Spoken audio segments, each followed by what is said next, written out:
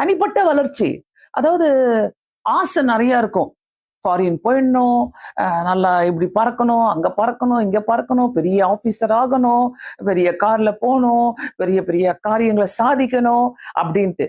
ஆனா இந்த குறுகிய எண்ணங்கள் நமக்குள்ள இருக்கிறதுனால தனிப்பட்ட வாழ்க்கையில அதனுடைய வளர்ச்சியை நம்ம அநேகர் பார்க்காம இருக்கிறோம். அதற்கான எந்த ஒரு வழி நடத்தல கூட நம்ம எடுத்துக்கவே மாட்டோம். அதுக்கு என்ன செய்யணும்? ஆண்டவர் இதை காட்டுறாரு எனக்கு, ஆண்டவர் இதை செய்ய விரும்புறாரு, அப்ப நான் அதுக்கு என்ன செய்யணும்? அந்த மாதிரி யோசிக்கிறதே கிடையாது. ஏன்னா நமக்குள்ள இந்த நேரோ மைண்டட்னஸ், இந்த குறுகிய எண்ணங்கள் டாமினேட் பண்ணிக்கிட்டு இருக்குது. பிரியமானவர்களே, இதை ரொம்ப கடைசியில் நான் உங்களுக்கு சொல்ல வரேன். இந்த குறுகிய எண்ணங்கள் நமக்குள்ள இருந்தா இத்தனை பாதிப்புகள் இருக்குது. முக்கியமாக பாத்தீங்கன்னாக்கா, நம்பர் 1, குறுகிய எண்ணங்களின் ஆபத்துகள். நம்பர் 1 பாத்தீங்களா, வளர்ச்சியை தடுக்கும், நமக்கு வளர்ச்சியை கொடுக்காது.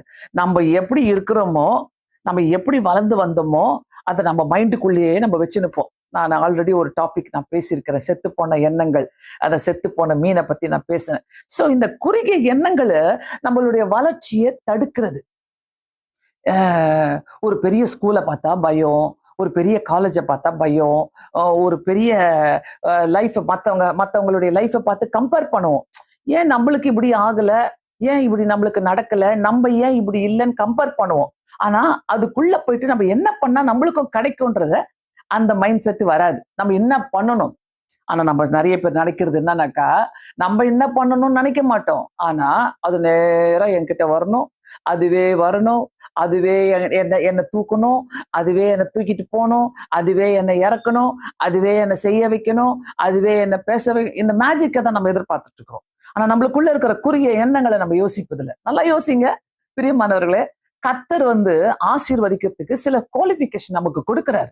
ஒருவேளை படிப்பு இல்லைன்னா கூட பரவாயில்ல, ஆனா இப்படிப்பட்ட அக்செப்டன்ஸ், நமக்குள்ள ஏற்றுக்கொள்ளுகிற புத்திகள் இருக்குதுனாக்கா கண்டிப்பாக இந்த குறுகிய எண்ணங்களுக்குள்ள நம்ம போக மாட்டோம். நல்லா யோசிங்களேன். இந்த குறுகிய எண்ணங்கள் இழுக்கிறதுனாலதான் நமக்குள்ள இருக்கிற வளர்ச்சிகள் தடுக்கப்படுகிறது. அந்த வளர்ச்சிக்குள்ள நம்ம போக முடியல. என்ன இது என்னால செய்ய முடியாத, அதெல்லாம் வந்துடும், பாத்துக்கலாம்.